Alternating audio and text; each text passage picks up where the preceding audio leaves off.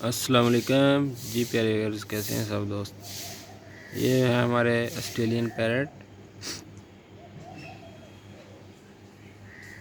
अभी तो ये आराम से बैठे हैं। ये तो शाम के टाइम बहुत मस्ती करते हैं। अभी सुबह का टाइम है।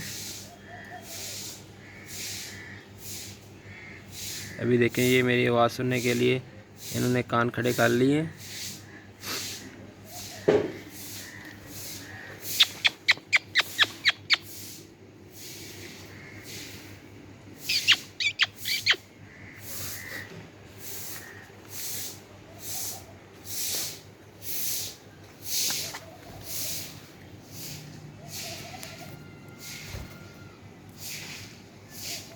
पिंजरे के साथ चिपक गए हैं।